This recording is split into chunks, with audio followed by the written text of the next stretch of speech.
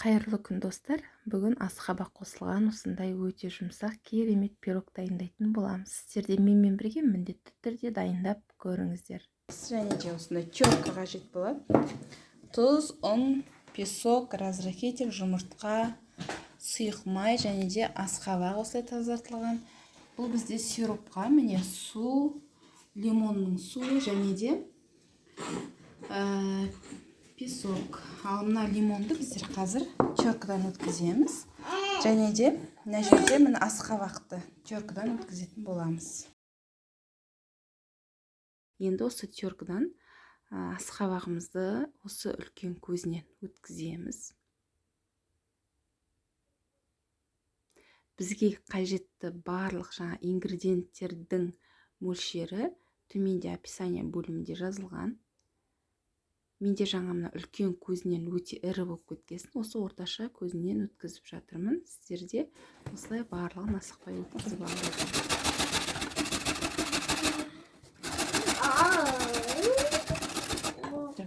Так, біздер міне теркадан өткіздік.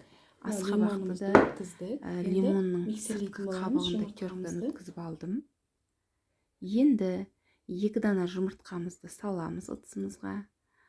Кейін оның үстінен қант салып, барлығын жақсылап аппақ қылып көпіргенше миксерлейміз.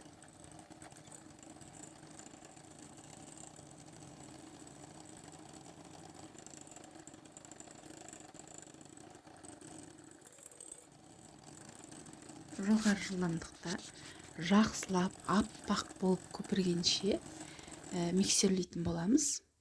Міне бізде аппақ болып бірнеше есе көтерілді. Енді үстінен сұйық майымызды қосып, тағы бір мәрте миксерлейміз. Барлығы жақсылап араласуы керек.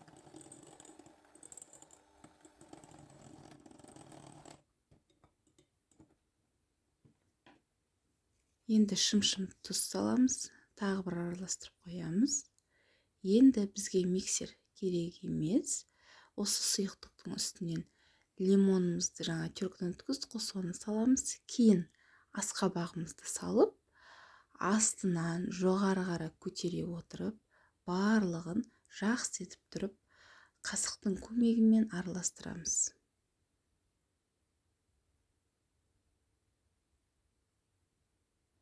Енді ұнымызды електен өткізіп, үстіне жаңағы қопсытқышты мысалы араластырамыз да, кейін електен өткізіп, осы сұйықтықтың үстінен бөліп салып араластыратын боламыз.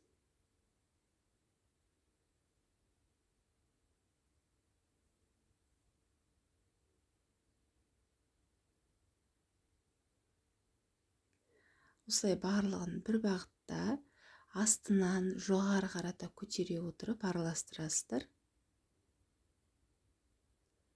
Өте дәмді пирог болып дайындалады, сондықтан да міндетті түрде үй іштеріңізге дайындап көруге кеңес беремін.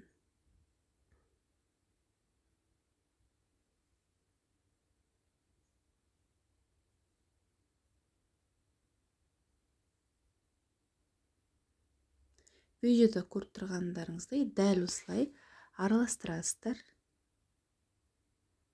Енді біз ұнымыздың тағы бір аз мөлшерде салып, қайтадан араластырамыз.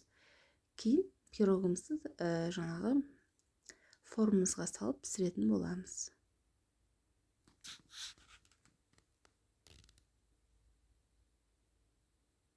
Егер сіздерге осы видео ұнаған болса, міндетті түрде пікір қалдырып, лайк басып, және каналыма тіркеліп кетуді ұмытпаңыздар.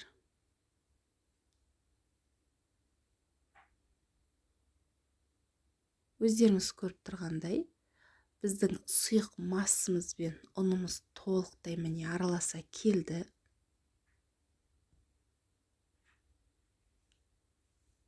Дәл осылай барлығын жақсылап араластырып аламыз. Енді формамыздың астын жаңағы маргарин маймен жан-жағын толықтай астына, жан-жағына жағамыз да осы пирогымыздың қамырын салатын боламыз. 180 градуста шамамен бір 35 минуттарда пісетін болады. Өзіңіздің пешіңіздің ыңғайына қарай қарайсыздар. Үстіңгі жағын толықтай тегістейміз.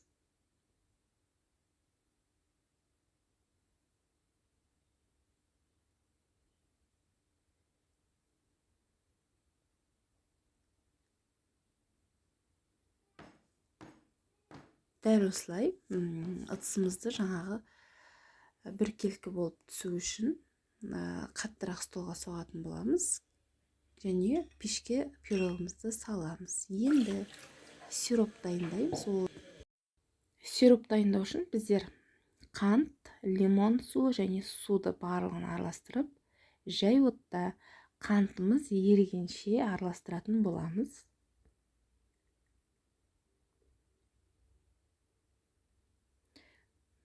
Біздің сиробымыз сәл қайнап бастағанға дейін отта ұстаймыз.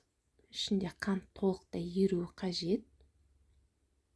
Міне өздеріңіз көріп отырғандай, менде сиробым қайнап бастады. Араластыра отырып, осылай жақсылап қантын ертіп аламыз. Енді дайын болған сиробымызды ыстық күйінде пирогымыздың үстінен құямыз. Пирогыңызды әр жерден зубочисткамен тесіп шықсаңыздар болады. Сол кезде сироп жақсы сіңеді.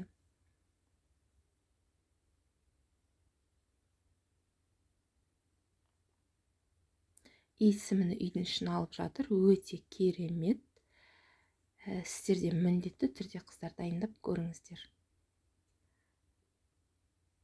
Енді 1-2 сағаттан кейін пирогымызды кесуге болады. Толықтай суыды, сироп ішіне толықтай сіңді.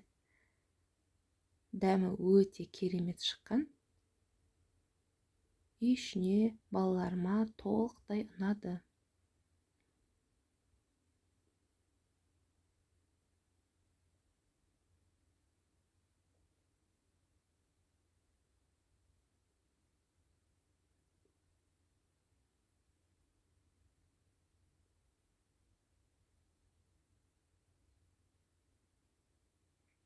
Дәмі қыздар өте керемет.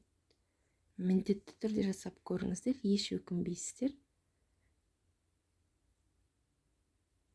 Менің каналыма тіркеліп, пікір қалдыруды ұмытпаңыздар. Сіздермен бірге Дария.